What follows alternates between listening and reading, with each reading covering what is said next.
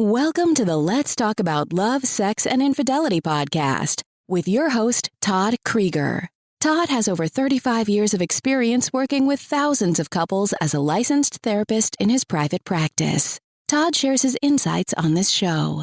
It's never too early to divorce-proof your marriage or too late to heal yourselves and have the relationship you truly want. Hello, everybody. This is Todd Creager.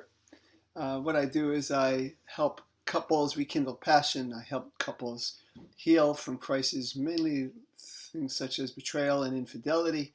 I also do a lot of trauma work. I help individuals heal from childhood or adult trauma using EMDR, which is a wonderful trauma processing, eye movement desensitization and reprocessing.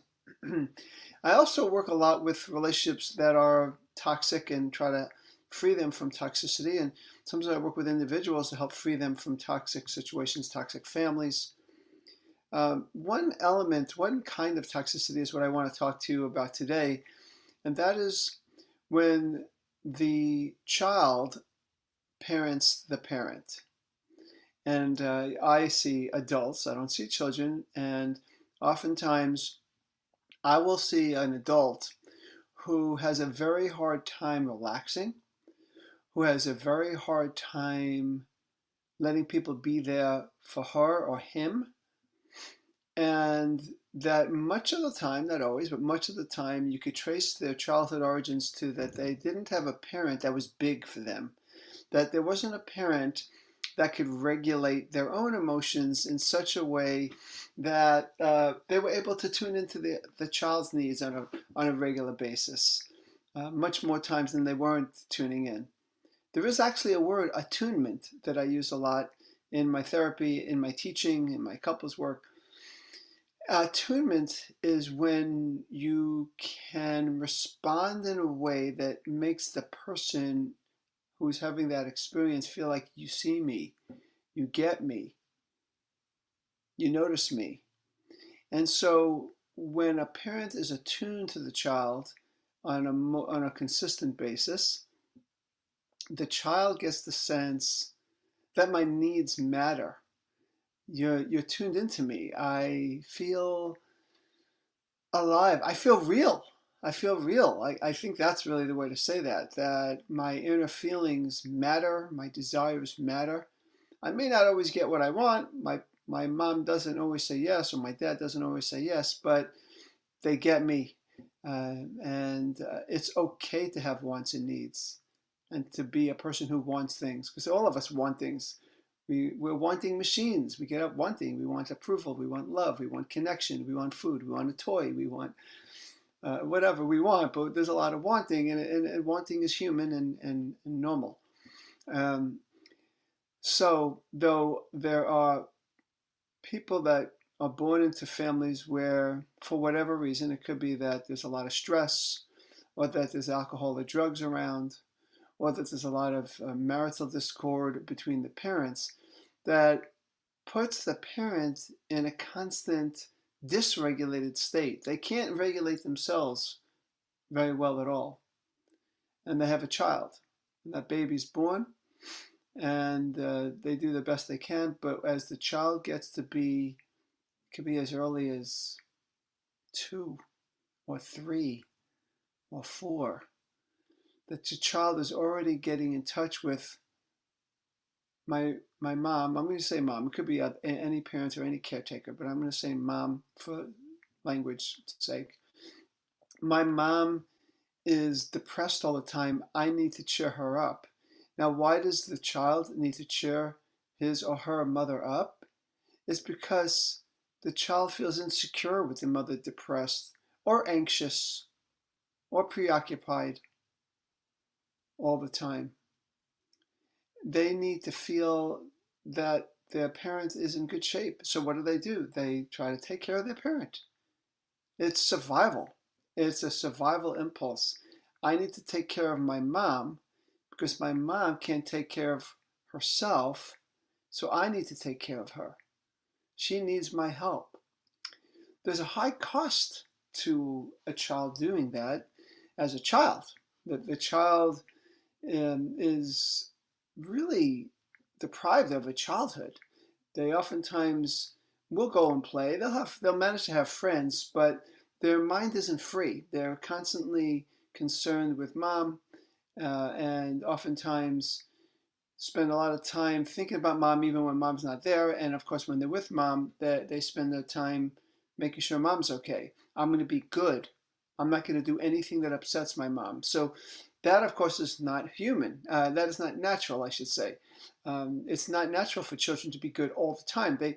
When children born in healthy families, they could be good. They could mean, what does that mean? They could follow the rules, but there's a part of them that is naturally curious and wants to challenge the rules. But when you have a parent that needs regulating, then you don't really have the luxury of acting on those impulses, because the last thing you want to do is dysregulate your parent more. But what happens is you have to be nice, and you can't be sometimes a pain. And that's a problem, as I'll explain a little later. The child tends to sometimes have less friends or doesn't do as many things because they want to be close to home to make sure mom's okay. So there's also a learned response of being what we call an avoidant attachment style, where they are always self-regulating. They don't let their mommy regulate them because they learned early on that mom can't do it. So that's a problem. Now this child then, who has a lot of pressure on himself or herself to be good, to be tuned in and sensitive, to be perfect sometimes, to not make a mistake that'll upset mom more, that they grow up into adults that can be nervous or anxious themselves. They have a very hard time just relaxing, sitting back, doing nothing, goofing off. It's hard for them to be what I oftentimes call a lovable pain in the ass. I think that one of the things that we all need to do is frustrate others. It's not that that's our intent, but when we're healthy, when we're living from our true, genuine self, and let's say we're in a marriage, we're going to oftentimes want something different than our partner. And we're not going to always be so agreeable, because we learned as a child that our needs matter. But if you're a child who, as a child, if you're an adult who, as a child, parented your parent, and probably still are as an adult, seems to keep going that way, then what you learn really early on is that you have to be strong all the time. And so everybody's needs are more important than yours. And your job is to put aside your needs and to take care of them. So you're not frustrating. Just like you didn't feel like you could afford to frustrate your mother, you also feel like you can't afford to frustrate your partner or your friend or whoever it is that we're talking about here. So when an adult comes to see me, I oftentimes have to help them find their lovable pain in the ass part of themselves. I have to help them discover what they want and unlearn this idea that it's their job to make sure everybody else is happy, because it's a big price they've paid. They give up too much of themselves. And ultimately, a lot of these people end up acting out the opposite. So it's sometimes they can hang on to this, I'm good, I'm good, I'm good, but oftentimes that doesn't work, and they start to be, they could be aggressive, they could be mean. But also they could oftentimes, like this current client I'm seeing now, we'll call his name Artie. And Artie is someone who lost his father when he was very young. He has a sister as well.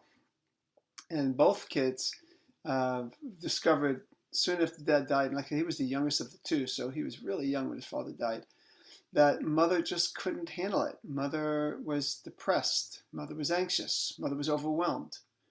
And so he learned how to take care of his mom, and he did a good job of it. And he grew up as an adult thinking he had to regulate other people. He tended to attract into his love life women who were needy or impulsive that he had to regulate and manage. And yet they really weren't able to be there for him. He wasn't there for him, and he attracted people that weren't there for him. He was too busy being there for everyone else. And then his way of dealing with that stress was maybe through drinking or through pornography. But again, it was poor substitutes for learning how to allow others to be there for him. So some of the work I'm doing with him is to help him allow people to be strong for him. He can be strong for them, that's fine.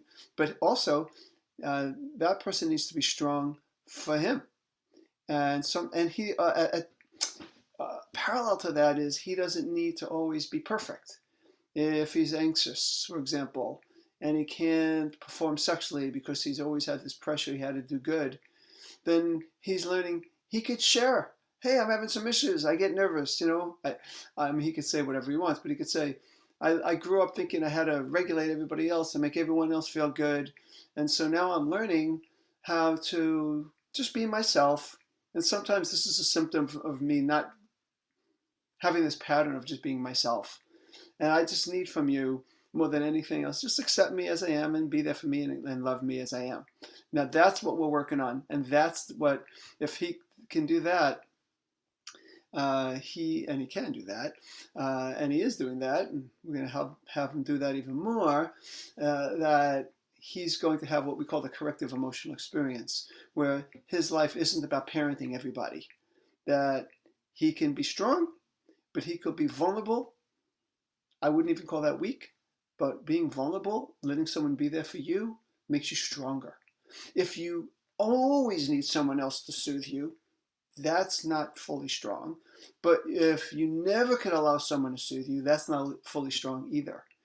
And these people who parented their parents have to unlearn this role in life, and they have to learn to be vulnerable, to practice saying, hey, I don't have my act together here. That's all right. Help me out. Accept me, love me, listen to me. This is what I need from you.